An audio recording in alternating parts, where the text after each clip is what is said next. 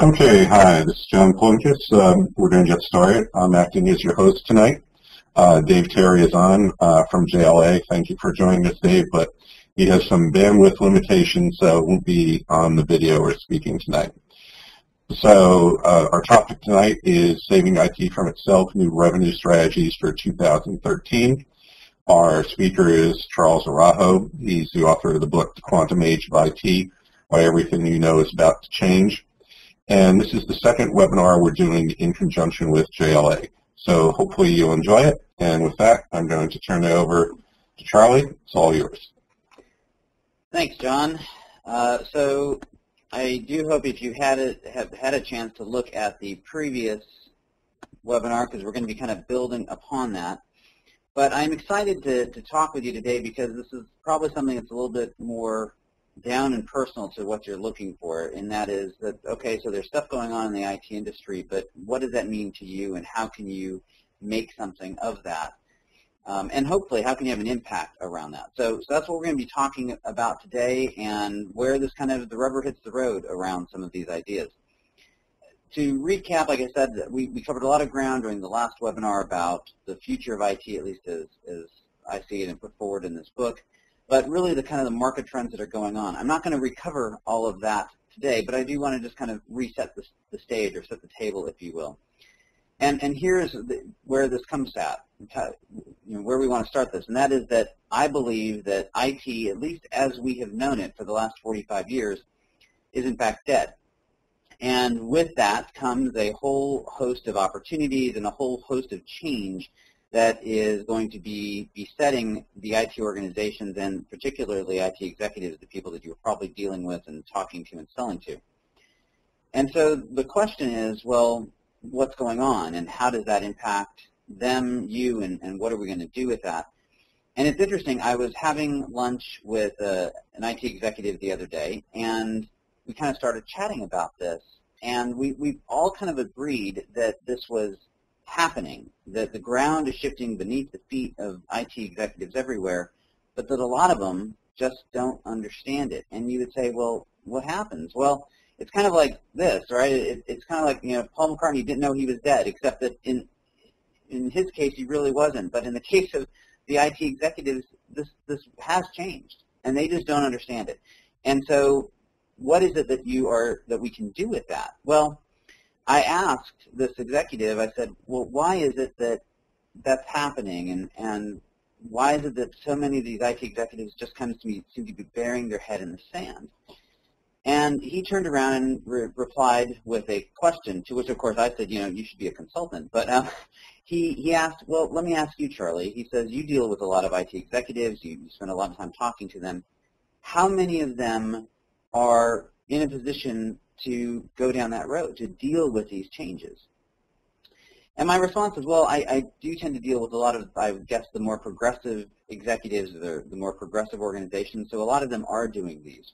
But they are the minority, and that means the vast majority of IT executives that are out there are struggling with this. They are sitting here and not really sure about which way to go or what this means. They know stuff is going on, but they don't exactly know what to do with it. And he then kind of gave me his actual answer, and he said, well, the problem is that most IT executives are not comfortable running the ball down the field. They're much more comfortable playing defense, huddling on the field and talking about what's going on, but they aren't comfortable being the ones in charge. And that sets up a kind of a situation because they're sitting here in the midst of all this, and the reality is the game is changing. They have to take charge, but they're hesitant to do so, and they don't really have the skills or know how to do so, and so they're kind of stalled, and they're waiting. But here's what's going to happen, and I believe it's happening right now as we speak, is that ground is rapidly dissolving from beneath them. And any moment now, and I believe literally this is happening and will be happening throughout this year, is that they're going to find themselves in a position that looks a little bit like this, where that ground has collapsed from underneath them and they are struggling just to stay on this ledge. And they're going to be looking for someone to grasp a hand and to pull them up or to help pull them up. And so I believe, as we talked about, that there are a series of market forces that are driving this change. We're not going to go through all those again today. But if you missed the first webinar, kind of go back and you'll kind of get the background about what has led us to this point. But what that really means is that this perfect storm that I believe is happening and has really already happened has set these things in motion, that those IT executives who maybe don't want to play are going to play anyway because they really don't have a choice. And so as they are sitting here and with that hand reached out as all this collapses around them, the question is, what can you bring to the table to help them respond?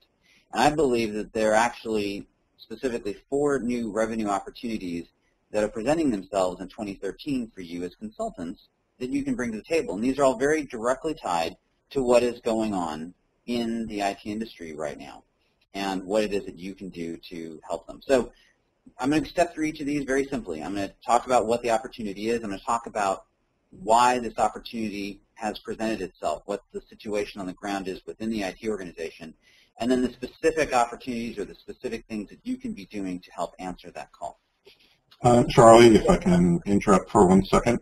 Sure. To participants on the line, your lines are muted, but if you look on the top, you'll see a little green bar, and if you drop that down, you'll be able to open up the chat and the Q&A. If you have any questions, feel free to type them in there, or just send me a note, and I'll be glad to unmute your microphone. Thank you. Yes, and actually I was just going to go there myself, that we will take questions throughout if you have them, or at the end, and we really want this to be interactive about you understanding how you can apply some of these ideas to drive new revenue opportunities for yourselves in this coming year. So with that, I'm going to go ahead and step into the 4 opportunities, and we'll see where they take us. The first opportunity is what I call supply chain and ecosystem management. And what does this really mean? Well, as we talked about the changes that are going on, the IT organizations and IT executives are going to be faced with a situation where suddenly they're dealing with an entire ecosystem of service providers, many of which that they didn't want, or at least that they didn't select. The organizations have approached some business unit directly and have been brought on board, and now suddenly IT is being told you must deal with these guys. Now, truthfully, this has been happening since Salesforce.com kind of entered the scene 10 years ago, but it's been evolving slowly, and so up to this point it's been more of a nuisance than anything else. But this is starting to change much more rapidly, and we're seeing more and more of it. In fact, there's a recent article in, I believe it's the Wall Street Journal, that kind of explores this, where it's talking about venture capitalists and how they are actually now talking and telling their portfolio companies that they should be going around IT, that they shouldn't be selling into the CIO's office any longer, but that they should be selling their products and solutions directly into the business units. I think we've seen this most prevalent in the VP of Marketing, Chief Marketing Officer realm, to some degree into the head of sales type area, but we're also seeing it permeate now into almost all aspects, all major business units, certainly at the CFO's office. And so this is starting to happen with a much greater level of regularity. And so the IT organization is sitting here and finding itself with this whole array of service providers that they don't really know what to do with. And the reason is that, frankly, their old tricks aren't going to work anymore. See, it used to be that there's always been a bevy of service providers working within the IT ecosystem. But IT hired all of those people, and they were really in control of the relationship and control of how things worked. And the vendor management offices that have been built in many of the larger organizations operated with a mantra of beat the heck out of your vendors until you get the price down as low as you possibly can get it. And then they were viewed as commodities. Run them through the ringer. When they're spent, you throw them out and you bring someone else in. And that's really been going on for the better part of, I'd say, 15, maybe even 20 years, this kind of mentality. And so the basic skill set that exists within the vendor management offices and the contracting offices within IT organizations is operated in this manner. The problem is that as we have this ecosystem of cloud and software-to-service type providers, they don't play by those rules. They're built on a different economy, a different scale, and they don't actually, for the most part, do specific deals for specific companies. They've got, to some degree, generic or commoditized offerings. They may have some tweaks and some volume pricing, and you can squeeze them a little bit, but they're not going to change everything to meet the specific requirements of an organization the way the older style of service providers would. And so suddenly, IT organizations are finding that the approaches that they would take, which were driven from this unbalanced model, don't work anymore. And in fact, they need to figure out how to create much stronger partnerships and synergies between not only themselves and these service providers, but amongst the service providers themselves in this concept of an ecosystem. And they're rapidly finding that they don't have those skills. So the question is, what is it that you can bring to the table that can help them solve some of these problems? And I think there's a few opportunities here. The first is this kind of raw skill development in the areas of things like negotiation, even in just human interaction skills, because to a large extent this is about them not having the ability to form these deep partnerships, these deep bonds. And one of the things that we talk about in the previous webinar, that there's these 5 traits that the IT organization needs to build. And one of those is intimacy. And we mostly talk about that in the context of intimacy with their customer. But the truth is it's also going to extend outward intimacy with the partners and with this ecosystem, because they're going to have to build very tightly coupled bonds amongst themselves, between themselves and the partners and amongst the partners themselves, in order for these kinds of efforts to work.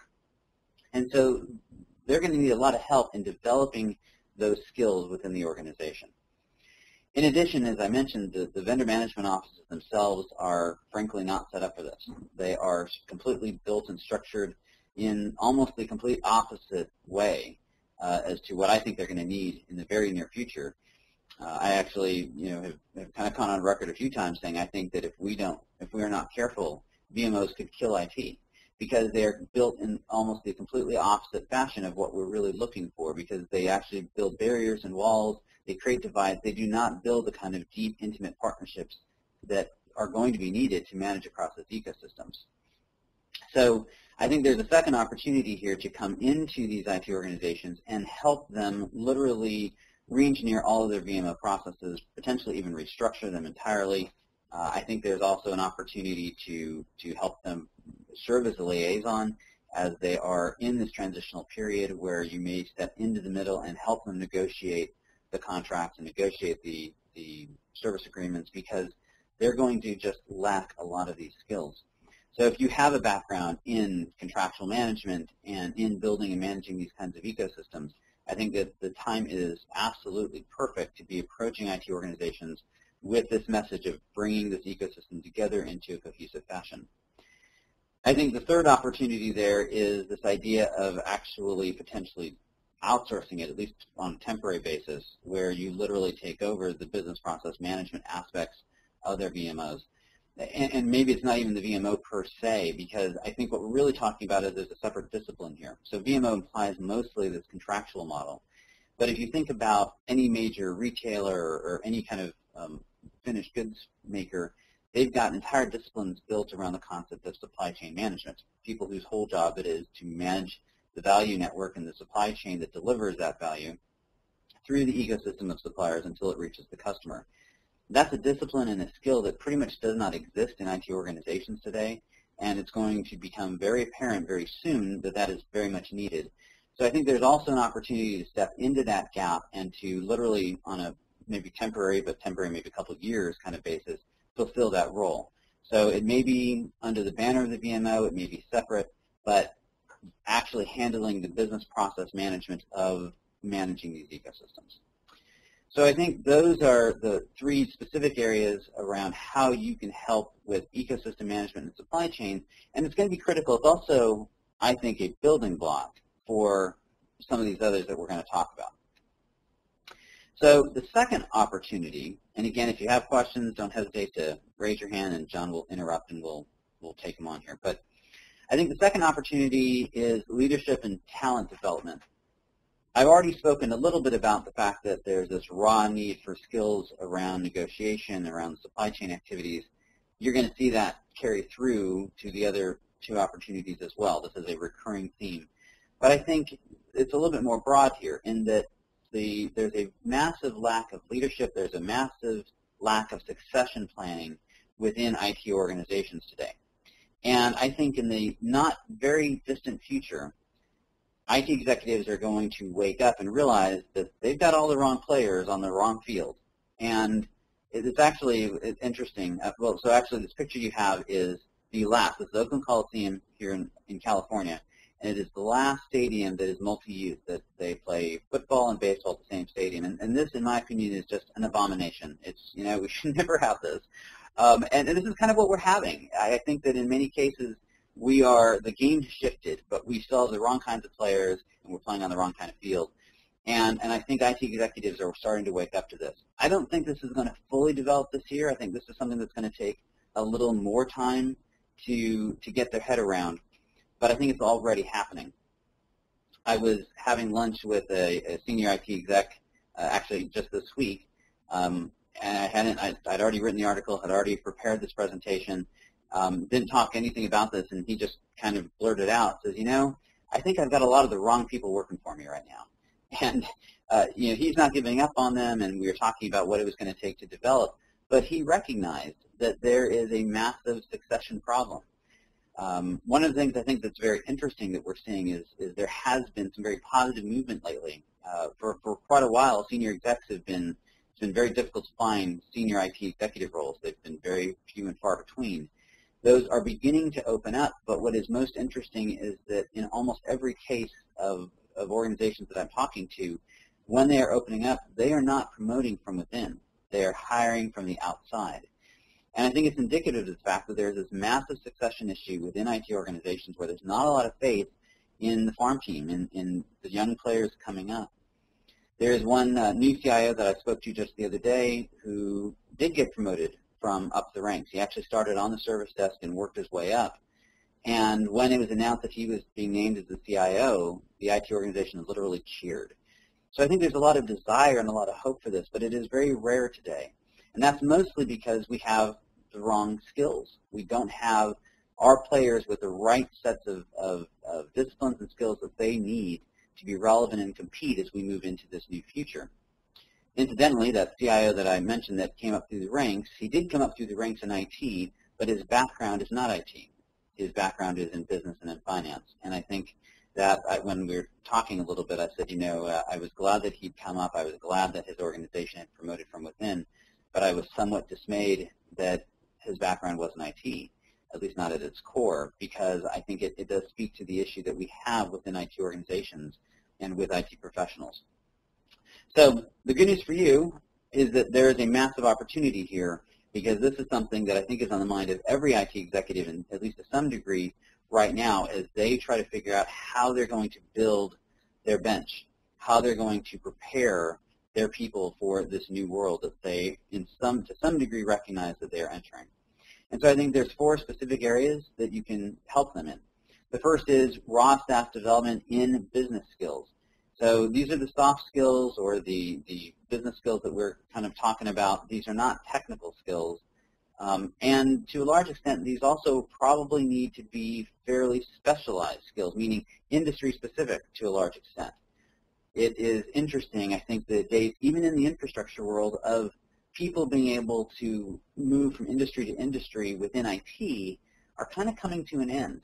I was being interviewed not too long ago, and someone asked me, well, what would I tell a student who is graduating college or looking to enter the IT industry as a career?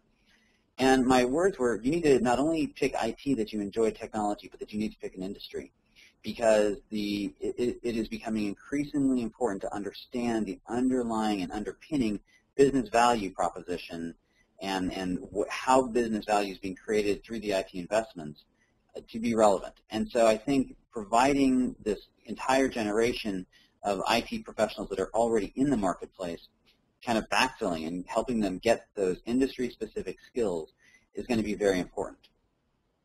At the same time, I think that there is a much broader opportunity in helping IT organizations develop these training and development plans. I think we as an industry have been very bad at developing career paths and career plans for our professionals. They kind of come in and they just kind of float around and move around, and if they have an interest in one area, they go in that direction. I think it is the very rare organization that specifically looks at people and puts them on a path or helps them choose a career path and then provides all the training and education that they need to kind of move down that path. The one exception, or not one exception, but an exception is for the book I interviewed Joe Pleasant, who is the CIO of Premier,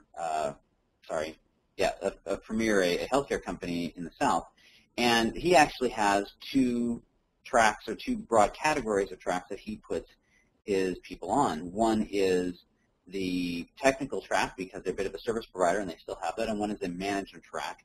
And within each of those, he's got some specifics. And so I think by doing that, they start laying out a development path where they can start infusing the skills that they need and some of the skills we talked about in the last webinar and provide that opportunity. The challenge, of course, is most IT organizations is as far afield for them. The whole idea of building educational plans and doing career development is not something that's in their wheelhouse. And so I think there's a tremendous opportunity if you have an HR background or if you have a training and development background to help them with this. At the same time, if you've got that background, there's another opportunity on kind of the other side of that fence, and that is that HR organizations, I think, are woefully unprepared for the amount of change that is coming to the IT industry and to what their role is going to be in helping prepare IT professionals for these changes. So I think they, too, are going to need some help on understanding the needs that the IT organization is going to be faced with and how to best deliver that. The reality is they probably have a lot of the training, curriculum, and collateral that they need to help IT professionals go down that road, but it's probably not organized in a way that's going to make sense, at least not to IT folks. So I think there's an opportunity to help them right-size and align and maybe curate some of that in a fashion that's going to make sense to IT people and actually get them on these career paths. Because if they simply take off-the-shelf leadership or communication skills, training courses or whatever, and simply dump them into IT, they're not going to be relevant. And IT people are not going to react, they're not going to absorb it well, and they're not going to learn. And so they're going to need to kind of right-size these or modify them in a way that makes them relevant to the challenges that IT is facing. Because even if we're talking about these things, IT isn't necessarily thinking in these terms, at least not completely. So I think there's going to be a huge opportunity to help HR organizations prepare for this. And I think we're talking on the magnitude of I was a part of some of the aerospace retraining efforts that took place in the late 80s. And I think it's that kind of scale where this is a massive amount of effort that's going to have to go into getting IT people up to speed quickly on what's coming. And I think the last opportunity related to this area is really coaching. So if you already have a coaching practice or if you spend some time here, I think you need to be looking very, very closely at the IT market, at the IT organization as a place for you to engage. One of the things that I find most interesting is that over the last several months, virtually every single IT executive, and I'm talking either CIO or senior VP type level, that I've spoken to has a personal coach, an executive coach that they are working with. And they are helping them with their personal ambitions, their personal goals, but also with their organizational goals.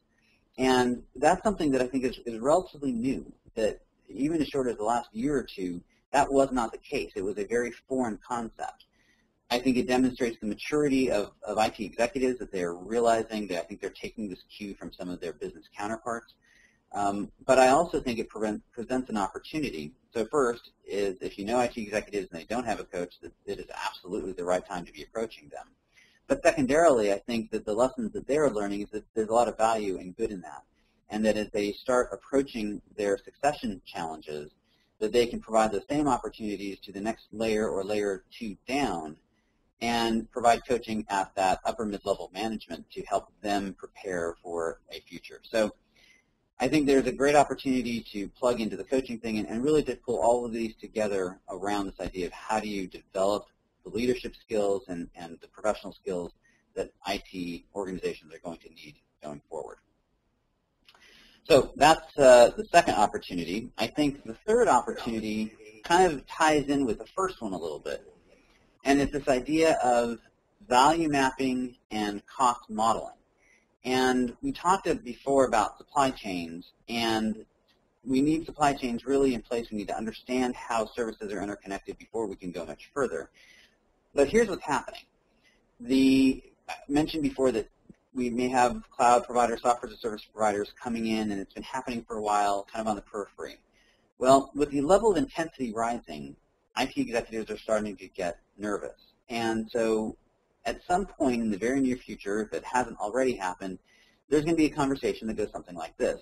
The CFO or maybe the head of marketing calls in the CIO and says, you know what, we've looked at everything and we've decided that we're going to go with X service provider to handle this particular business process that we need automated rather than using internal services any longer. Unless you can show us a financial business case that tells us that we have to stick with this or that it makes sense to stay with us. And the reality is that in the vast majority of IT organizations, they have no way of helping figure that out because they have almost no visibility into what things cost, into how the services are aligned, and how they map to business value. And so there's going to be this massive opportunity to help IT organizations find that value, to be able to build the maps that allow CIOs and IT organizations to communicate in terms of the value that the IT investments derive to the business in terms of the specific business products and business processes that they enable. And it's something that today IT organizations lack the resources, the skills, the capabilities, the capacity, you name it, they don't have it in this area. And so it is truly a greenfield in almost every organization today to help them develop this capability. And so I think there's specifically a handful of opportunities.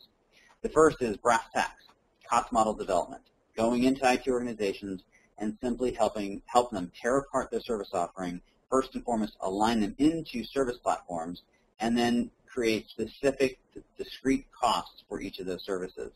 Until they can get there, until they understand what it costs to deliver a given service that is perhaps competitive to a software as a service provider, they don't even have a conversation to begin having yet. So we have to get that part done first, and this is going to be roll up your sleeves, get your hands dirty kind of work, because they simply don't have the understanding about it, nor do they have the resources to go and figure it all out. A lot of contractual work, looking at what they're paying for their current contracts, and then figuring out usage, how much are different organizations using it, what is the right unit of sale, all of those kind of components, really thinking as if IT was an outside service provider, what services would they be providing and how would they price those services. So developing that first component is going to be a key linchpin and a source, I think, of a lot of work, because there's just a lot of work to be done there. Secondarily, I think there's an evolution that happens next, and that is once you have that cost model, you have to take those services that that cost model is based on and begin mapping them to the business processes that they underpin. Because it's only by doing that that we can actually create a value map. By understanding exactly where value is derived from within the organization, then we can understand which IT investments deliver the most value from a business context. And this is always a moving target, and it's not universal. One of the interesting things, I was having a conversation with a CIO who happened to, has had a very interesting career. He was a CIO at a financial services firm. He was then the CIO at a .com kind of organization, and then he's now the CIO at a biopharma firm. And so I was talking to him about this and said, did the value model change? And he said, well, definitely. The whole entire process was different. He said, when I was in financial services, I had a seat at the table. Every investment decision was made to a certain degree in the context of what was the IT spend and how did that fit in, but it's still a business decision. In the .com, he said that the value delivery mechanism was IT. So most of those investments were actually that were even being driven by a business objective, but the investments were coming into IT to enable that very directly. And so he was largely the driving force behind which investments made sense. And then he said at the biopharma company, it's completely different. They make $100 or sometimes $100 million or sometimes billion-dollar bets on new potential products, and the value prop is completely different because technology plays very little role in a large part of that. And they had to start discriminating that there were huge chunks of their technology spend that were important to the business, but they weren't strategic. They didn't provide the incremental or the strategic value that the organization was relying on.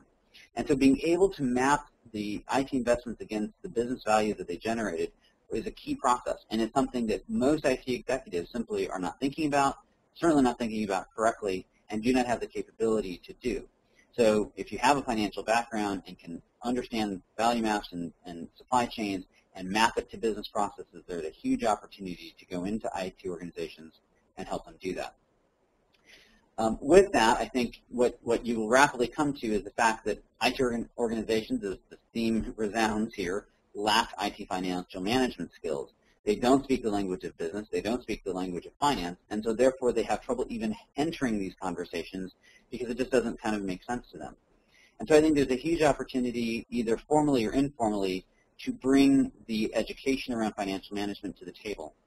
I would argue that even if you choose not to go into any of these practice areas and stick with whatever your current practice or area around IT might be, is that you inject this, because it's going to be good for you, and it's certainly going to be important for them to grasp the concepts of financial management in the context of anything that's happening within IT. And so I think that's going to be an area that's going to deserve some attention and is going to be elevated in the minds of a lot of people very, very soon. I got an email just yesterday, actually, I think, from a mid-level executive at a healthcare company back east, and he had read my book and wanted to just let me know how much he enjoyed it. And one of the things he said was that one of the things that really resonated in him was his own weakness in the IT financial management space, and that he desperately was looking for help to improve that because he knew that was going to be a core competency that he had to get nailed if he was going to remain relevant going forward.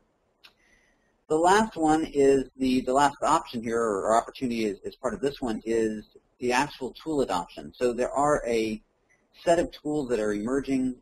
Big fans of a product called Apptio, but there's several others out there that are designed specifically to help IT organizations implement some automated discipline around managing costs and managing what the delivery of the services is, what it costs and the value proposition to the business. So you can do it as showback or actually billable services, however that's being done. And the challenge, I think, is twofold here. One is there is a lack of expertise within the industry in general on how to properly implement these kinds of products. But implementing the product by itself isn't enough. You have to have all this other stuff we're talking about to build a discipline and a rigor around this.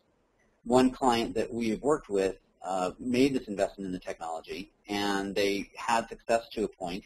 But as they started getting deeper and deeper into the organization and needing data from deeper and deeper in the organization, they hit a brick wall because the people at that level didn't have enough understanding of what this meant, why it was important, how it worked. They couldn't speak the language, so that they couldn't therefore get the data they needed up the chain in a meaningful fashion. A large Indian outsourcer that we are talking to that has a consulting arm is actually building an entire practice around this, where they have partnered up with one of the technology providers, and they are bundling it with some education, with some advisory consulting services, with implementation services, and some subject matter expertise from both internal to their organization and people external like us to help create an entire package around building financial management discipline as a core capability of the IT organization. So I think there's a huge opportunity if you've got a finance background and you work on the business side and the finance side to bring those skills into IT and leverage them to help IT understand and build this capability. And then the fourth opportunity, I think, is maybe the most controversial in that it doesn't always, it may not be apparent, is the idea of helping IT organizations market and brand themselves. And there's this whole conversation. I was participating on a panel discussion a couple weeks ago, and it's all about service level agreements. And I ended up making this comment that said, IT doesn't need more SLAs, IT needs a brand. And that kind of started this whole thing on Twitter about, well, what does that mean? And, oh, we really don't need IT to be, more marketing gloss. And that kind of isn't really what I'm talking about here. What this is really coming, this is, I think, what happens in most IT organizations today, is that we've got this massive challenge with really two things, with communication and with execution. And when I'm talking about marketing and branding, it's really about communication and communicating a promise and then executing against that promise. And this is a huge gap for IT organizations today. If you were to go into a typical IT organization today and ask them, what is your brand, you are going to get a blank stare. It's not going to mean anything to them. And so they will probably respond back, well, we don't really have a brand. And they're most likely thinking in terms of they don't have a logo, or they don't have, some company colors or something around the IT organization. But My response will be you absolutely have a brand, because a brand is simply the expectation and the promise that your customers perceive you and your organization to mean. If you're called IT internal to the organization, when someone says the words IT is here to help, what image pops into their head? That's your brand. And so the brand may be as unreliable, ineffective, and expensive. May not be a good brand, but it's a brand. And so the question in front of IT organizations is that as outside competitors are coming in and are selling directly to your customers, you need to compete with them.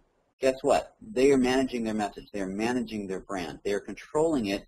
They are making a promise that they expect that they can keep, and they are trying to deliver against that. The IT organization needs to be doing the same thing. We need to be operating in that fashion and delivering what it is that we are promising. And so I think that presents really a handful of opportunities here, because this is so far out of the core competency of most IT organizations that it leaves a lot of room for outside help.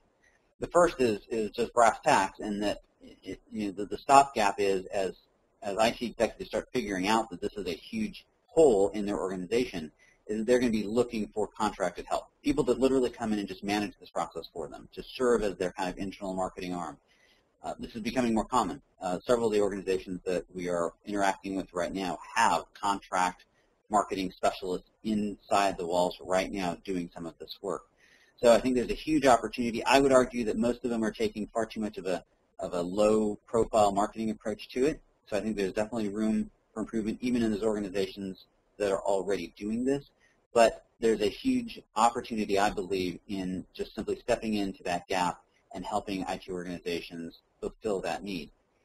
Longer term, I think that there's also an opportunity to help them build this capability. I think it's going to depend on the organization, on the size, the maturity, the market, the industry, of whether or not they're going to build out a full capability or whether or not they're going to just go part of the way and continue to rely on outside support over the long haul. But regardless, I think every organization is going to need to build at least a degree of this capability in-house. And so you will have the opportunity to help them develop the processes, the disciplines, the understanding. So this is also about skill set, but it's also about literally standing up and IT communications office or whatever it's called. I think the third one is actually the toughest, but may also be the most fun, and that is, I call it brand integration here, but it's this idea that we were talking about a minute ago that says, in order for this to work, this brand cannot be an empty promise. It has to be a promise that the IT organization can expect to meet. And so the biggest challenge, I think, with the way some IT organizations presently approach their marketing efforts is that they go into it and it's all about putting that gloss on, but it's completely disconnected from reality, and it has the exact opposite effect.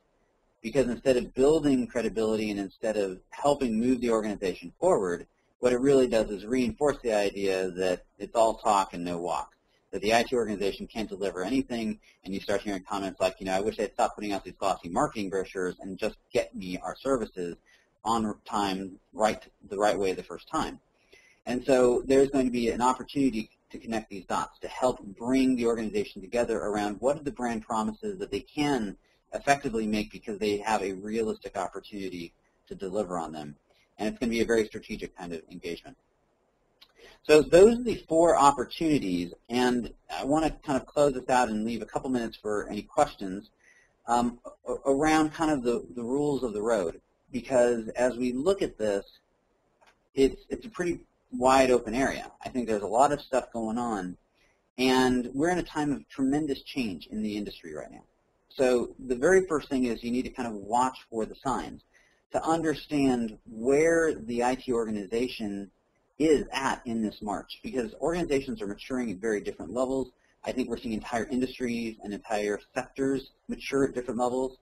And so you need to kind of look for these signals, some of the things that we talked about in terms of what it is that they are, what is occurring in their environment, and look for those signs to give you an indication of how you react to them. The other thing to really bear in mind as you do that is that we need to be adapting the message to where they're at and their specific needs.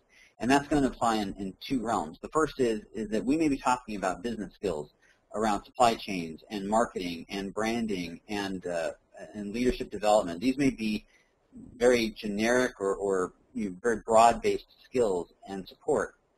But IT people need to know that you understand how this applies to IT, that you understand that this isn't just general, generic leadership training or supply chain management, that this is that in the context of IT, and ideally in the context of IT in their industry. I think that this is going to become more and more of an issue. It's certainly going to help you sell it and position it. I also think it's going to bring you closer to their real issues, because part of the big message here is that IT cannot continue to operate in this generic, homogenized kind of fashion. We have to be tailoring everything we're doing to the specific needs of the organization and to the industry. And so I think as you approach these and you build these practices, you need to do that as well. And the last kind of comment I have for you, I guess, is this message that I have, which is do no harm. I think there's always a tendency or the potential when we're selling anything, and I think maybe particularly when we're selling consulting services, to fall on the FUD factor, right, to reinforce fear, uncertainty, and doubt about what's going on. And here's the reality. There is enough fear, there's enough uncertainty, there's enough doubt going on in the IT industry today that they don't need help in that area. What they need are solutions, they need answers, they need ways that they can become comfortable, that they can remain relevant. And I think it's going to become incumbent upon you to not play into it, acknowledge the fear, uncertainty, and doubt that already exists, but to really focus on how you can take them forward and leverage that to hopefully create a real impact. And part of this is I'm just really passionate about a couple of things. I believe that the IT organization is at a precipice here, and there is a tremendous risk that IT organizations are going to get decimated if they don't respond. And I think that is not only bad for the IT organization, I think it's bad for all of us. I think it's bad for the organizations. I think it's bad for the people that service those organizations. I don't think anybody wins in that scenario. And so I think it's going to be incumbent upon you at this very kind of vulnerable time in IT organizations to go in with their best interest at heart. And I'm sure you always do, but to be very, very sensitive to that so that we are really clear that we're doing what they need to move forward in the future. So that's what I think is happening on the ground here in 2013. I think that there's a lot of interesting opportunities for everybody, and I think there's more than enough business for all of us, quite frankly. And so I think if we focus on the big picture, we focus on what we can do to bring IT organizations forward, I think that the road ahead is going to be both fun, exciting, and fruitful. So that's the presentation. I will open this up to any questions. Here's my contact information, both Twitter handles for us and the book, and all the websites and my phone number, etc. So if we don't answer questions here, please feel free to reach out to me. And with that, John, I will turn it back to you for any questions you might have. Okay, thank you. Before I open the mics, let me just remind you there's a little green bar across the top of the screen. If you click on that, you can open the chat window or the Q&A window in case you don't have a microphone, and you'll be able to type in a question and send it to me. So let me, at this point, unmute all the microphones. Yeah, okay.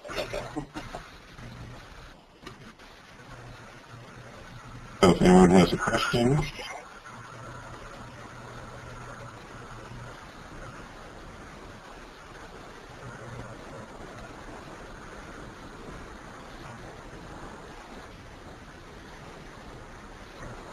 Okay, I'm going to mute the microphones. We did have one typed in, which I'll ask you.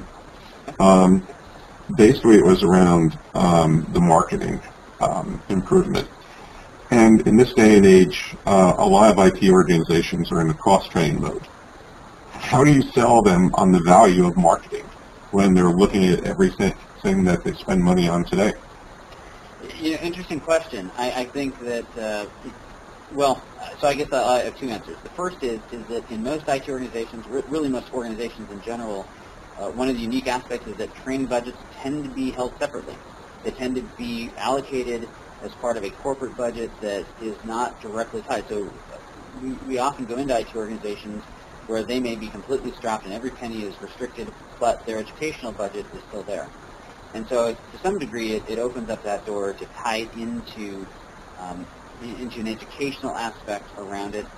I think that the other thing, though, that I'm seeing, in fact, I literally just came from a meeting earlier today where this exact conversation took place, was that budgets are not as tight as people are letting on. What is really fascinating is that I think we're seeing a couple things. I think we're starting to see the purse strings loosen around infrastructure refreshes. They've been held off in most organizations for the last several years, and they're kind of at the breaking point where they're having to invest that money. But they are not investing in, for the most part, new growth projects. And that money instead is being redeployed in a lot of cases to these types of efforts. So in this conversation I was having with his IT executive, he started out the conversation saying, we really have no money. And by the end of the conversation, he's saying, well, I've got money in these 3 buckets that I can probably pull it from. And those buckets were all around some form of improvement, because these organizations are recognizing that they've kind of cut to the bone. They've cut most of they've squeezed the vendors, they've cut most of the technology spend, but now they've got real fundamental issues in these quote-unquote soft skills, in these areas of moving forward. I think it can be difficult to quote-unquote sell this under the guise of marketing or branding. I think that you need to understand that language. You need to understand the value of what that is and what it's meaning. I think the term that most IT organizations will package this under and can get it funded from is communications. And the reason for that is almost universally one of the major complaints that the business customer of IT will have is that IT is a miserable communicator, that they are not communicating with them at all, that what they do communicate is in techno jargon and they can't understand it, and if only they could have a conversation, maybe they could get someplace. And so I think that's the trigger, that when you package this marketing and branding under the guise of improving the way IT communicates with the customers to improve that relationship and drive greater value through an enhanced relationship, I think that you're going to find that the funding comes. I have another question, and it's about allocating the IT services to business services. And the question is basically, don't most IT services support all business services? And the example given was like email and network.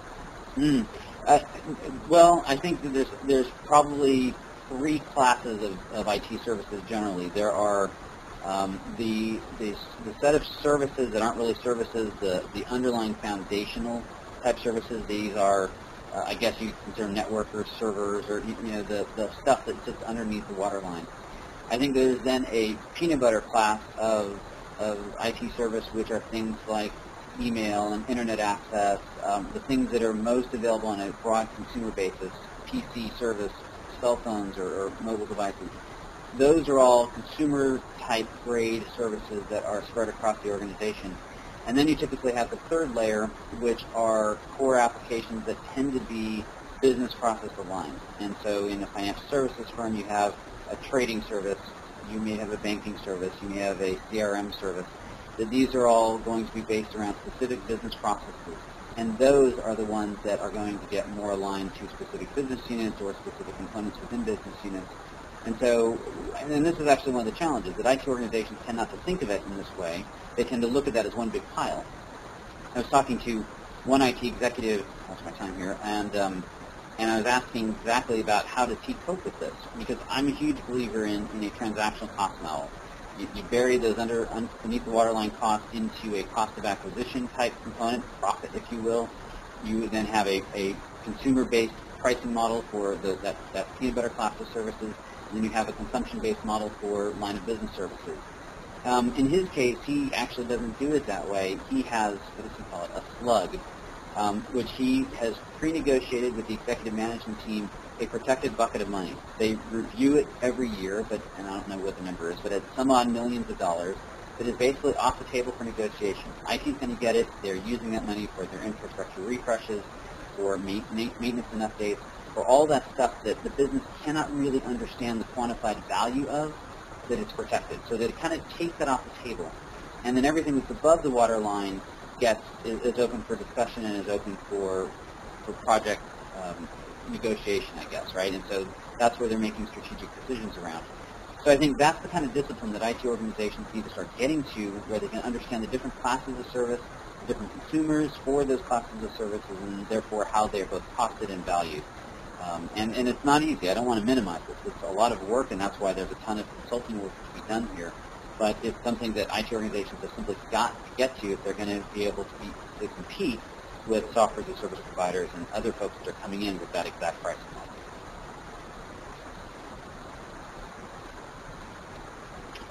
Okay, I don't show any other questions, so unless anybody else has any questions, I think we'll end this webinar now.